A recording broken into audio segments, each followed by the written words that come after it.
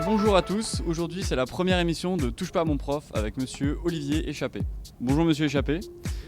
Alors première question, après votre lycée et université à Nantes, vous êtes venu étudier à Sciences Po Paris. Quel était votre rêve d'avenir à cette époque et comment avez-vous vécu vos études ?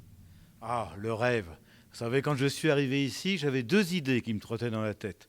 La première, c'était de faire l'ENA. Ça, c'était plutôt pour faire plaisir à mon père. Mais enfin, quand même, j'y pensais. Puis la deuxième, c'était d'être professeur d'université.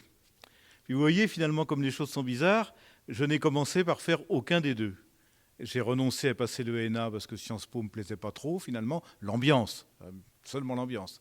Et puis, finalement, je n'ai pas non plus fait une carrière universitaire tout de suite, puisque je me suis marié, il fallait que je travaille très vite, etc. Et donc, j'ai passé le concours de la magistrature. Mais, comme quoi, les rêves, parfois, tombent à l'eau. Mais pas toujours quand même aussi, parce qu'on a une chance au grattage. La preuve, c'est que finalement, au cours de la carrière, j'ai finalement passé 15 ans dans des fonctions qui sont un peu celles d'un ancien élève de l'ENA, quand j'étais à l'Élysée, à la Grande Chancellerie. Et puis finalement, grâce à l'Institut catholique, je suis quand même aussi devenu professeur, puisque j'ai le plaisir de vous avoir en cours. Alors vous avez donc commencé votre carrière en tant que juge au tribunal de grande instance de Sens, je ne sais pas quelle est la prononciation, de Sens. Puis vous avez été nommé président de chambre à la Cour d'appel de Versailles, et enfin la fameuse Cour d'appel de Versailles, et enfin conseiller à la Cour de cassation. Quelle casquette de juge avez-vous préférée et pourquoi ? Bon, évidemment, il y a des postes qu'on préfère. Le métier de magistrat est séduisant par tous les côtés et la variété des fonctions est déjà en soi quelque chose d'intéressant. Mais si je devais choisir, j'ai beaucoup aimé quand j'étais jeune être juge d'instruction, mais sans doute j'aurais pas aimé vieillir comme juge d'instruction. Donc en réalité, pour répondre clairement à votre question, je crois que ce que j'ai préféré, c'est d'être président d'une chambre correctionnelle. Parce que là, vous avez devant vous un prévenu qui vous dit presque toujours « c'est pas moi, c'est pas vrai ». Vous avez l'accusation, les victimes. Et vous, il faut juger à la fin, c'est-à-dire que vous avez un quart d'heure, une demi-heure, une journée, ça dépend de la difficulté de l'affaire, pour essayer de démêler le vrai et le faux et de construire une vérité judiciaire, évidemment. Et ça, c'est très intéressant intellectuellement et humainement. Du coup, à 41 ans, les rouages du système français n'ont aucun secret pour vous, n'ont plus aucun secret pour vous. Vous devenez donc conseiller technique pour la justice à la présidence de la République sous Jacques Chirac, sous Monsieur Jacques Chirac. Que vous a apporté ce passage dans le monde politique ? Évidemment, beaucoup de choses, parce que c'est une superbe expérience. Quand vous passez 3 années auprès d'un président de la République, et que vous êtes associé, même si vous avez un secteur particulier, mais que vous êtes, moi c'était la justice, mais que vous êtes associé à toute l'activité du cabinet, c'est quand même vraiment très riche.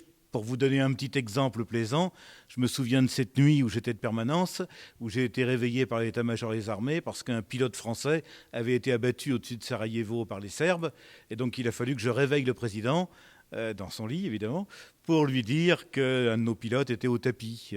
C'est des moments assez forts quand même. Donc ça m'a apporté beaucoup en expérience. Mais évidemment, ça m'a montré aussi les difficultés du monde politique. La culture de l'immédiat, de la petite phrase, de l'image, etc. Toutes ces choses-là qui, à cause de ma tripe universitaire, me déplaisent un petit peu, pour être honnête. Alors sans doute, ils ne peuvent pas faire autrement. Mais finalement, après ces quelques années passées avec le monde politique, je ne regrette pas de l'avoir laissé de côté et de faire autre chose. Et quel conseil donneriez-vous aux étudiants de la Cato qui souhaiteraient entrer dans ce monde ? Alors il y a plusieurs portes d'entrée finalement. Ça dépend si vous voulez faire une carrière d'élu. Alors si c'est ça, il faut commencer le plus vite possible. Il ne faut pas attendre 50 ans pour vous présenter votre première élection. Il faut vous présenter très jeune, dès vos études terminées, peut-être même pendant vos études. Il y a 4 ans, il y avait une jeune fille parmi vous, une bonne étudiante, et maintenant elle préside le groupe UDI au conseil départemental d'un département pas très très loin de Paris. Je ne vais pas la trahir. Donc vous voyez, on peut le faire, mais il faut commencer très tôt, ça. En sachant évidemment qu'une carrière d'élu, ça a beaucoup de contraintes. Il faut vraiment être certain que vous êtes prêt à payer le prix en termes de vie personnelle, d'une part. Et puis la deuxième chose qu'il faut savoir, c'est est-ce que vous vous intéressez aux gens ?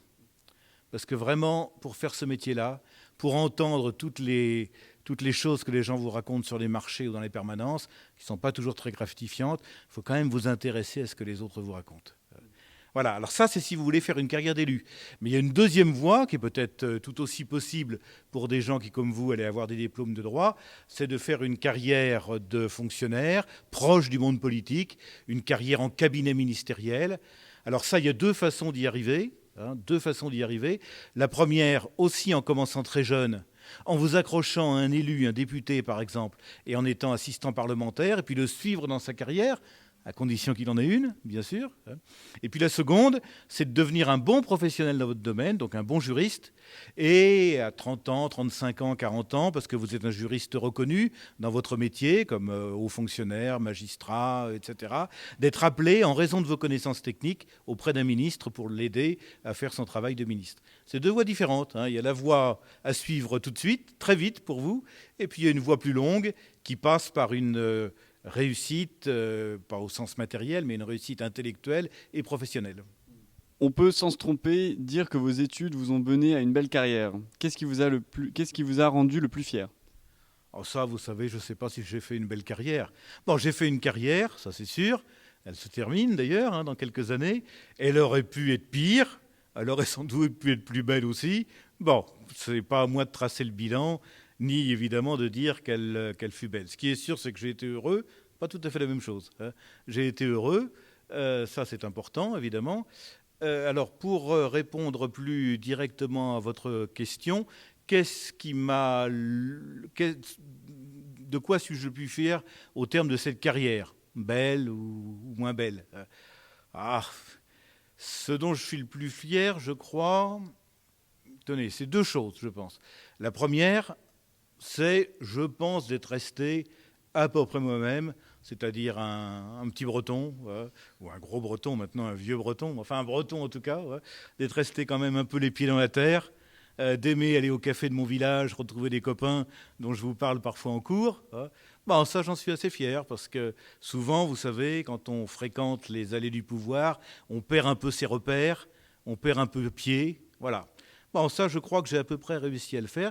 Puis la deuxième chose peut-être dont je suis fier, je ne sais pas si c'est le mot, mais en tout cas heureux et content, c'est d'avoir pu, à côté d'une carrière remplie, évidemment, conserver une activité intellectuelle, parce que je crois que c'est ça qui finalement permet, c'est une des choses qui permettent, quand vous regardez en arrière, de dire « Ah, bah finalement, j'ai quand même, au fond, pas trop mal réussi, en ce sens que j'ai fait des choses qui me paraissaient riches et belles intellectuellement. » Alors, on a trouvé un article dans les archives du magazine Le Point de 1997 qui vous qualifiait d'homme de réseau. Alors, pouvez-vous nous expliquer ce qui vous a valu ce surnom? Bah ça, c'est le journaliste qui a trouvé ce titre-là. Vous savez, c'était commode pour lui de mettre ça, parce que c'est plus accrocheur que de dire j'ai rencontré un conseiller dans un tout petit bureau, avec plein de papiers, etc. Bon, alors c'est plus accrocheur de dire ça. Ceci dit, toute carrière proche du monde politique, même peut-être toute carrière, passe par la construction et l'entretien des réseaux. Mais alors, je voudrais faire une distinction en vous disant ça. Il y a réseau et réseau. Il y a une façon de construire les réseaux qu'on appelle le réseautage, c'est-à-dire une sorte de frénésie de remplissage de votre carnet d'adresses, d'entretien du carnet d'adresses. Ça, évidemment, certains le font, bien sûr, et ont le droit de le faire. Mais ça, j'aurais pas aimé faire ça. Moi, ça ne me correspond pas. J'aime bien choisir les gens que j'ai plaisir à voir, avec qui j'ai plaisir à déjeuner, et pas chercher systématiquement à noircir le carnet d'adresses et à l'entretenir. Donc, je laisse de côté le réseautage, mais par contre, c'est vrai que toute carrière suppose quand même que vous ayez conscience que vous êtes un maillon dans une chaîne de gens qui contribuent à produire quelque chose, avec qui vous êtes en contact et en relation. Et ce réseautage-là, mais ce n'est pas du réseautage, mais ce sens des réseaux-là, oui, ça, je m'y retrouverais plutôt bien. Savoir quelle place on occupe dans une chaîne de gens, travailler dans des équipes, faire valoir d'autres personnes, plus jeunes, etc.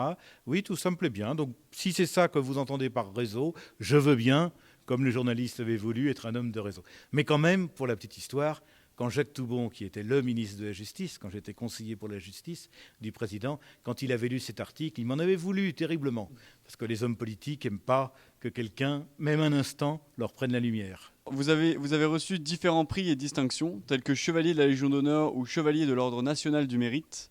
Mais pouvez-vous nous expliquer ce qu'est un commandeur de l'ordre équestre du sépulcre de Jérusalem? Du Saint-Sépulcre. Du Saint-Sépulcre de Jérusalem. C'est deux choses. C'est à la fois une décoration pontificale, Donc de la même façon que la France a la Légion d'honneur, le pape, avec différentes modalités, dispose d'un certain nombre de décorations. Parmi celles-ci, il y a l'ordre équestre du Saint-Sépulcre. Mais à côté d'être une décoration pontificale, c'est aussi un ordre de chevalerie. Alors c'est un ordre de chevalerie qui s'inscrit dans une histoire, mais qui a une très vieille tradition, même c'est sa mission encore aujourd'hui, c'est d'aider les chrétiens en Terre Sainte, en récoltant de l'argent, ça c'est le degré le plus facile, mais aussi en les soutenant par tous les autres moyens, y compris d'ailleurs par la prière. Voilà. Et donc cet ordre de chevalerie, il représente plus de 10 000 personnes dans le monde. Donc ces 10 000 personnes aident par tous les moyens le Saint-Siège, la Terre Sainte, dans la fidélité au Saint-Siège, bien sûr, et puis essayent bien sûr de progresser dans leur cheminement spirituel. Donc c'est une décoration, avec des croix, des rubans, hein, mais c'est aussi un engagement pour un ordre et pour la Terre Sainte. Donc merci beaucoup Monsieur Chappé pour cette interview, et pour finir, une petite citation. Plusieurs pour le même prix. Alors, voilà la première, puisque je vous ai vu pour vous enseigner le droit, les uns et les autres. Hein. Donc, une citation pour un juriste, elle est sérieuse, hein, mais si vous pouviez ne pas oublier cette magnifique définition du droit que donnait l'empereur Justinien dans le Digeste. Le droit, disait-il, écrivait-il, c'est l'art du bon et du juste. Si vous imprimez ça quelque part, vous serez des juristes, des bons juristes et des juristes heureux. Ça, c'est la première définition. Et puis, comme je suis un aîné maintenant par rapport à vous, une définition sérieuse aussi, hein, sera sérieuse également, une citation sérieuse, mais de Saint-Augustin. Hein, ne craignez pas de mourir, de mal mourir, l'important est de bien vivre. Eh bien, c'est le souhait que je forme au seuil de cette carrière juridique qui s'ouvre à vous. Eh bien, merci beaucoup, Monsieur Chappé. Merci beaucoup. J'espère que vous avez apprécié cette interview. La semaine prochaine, nous serons avec Monsieur Pierre Tcherkessov.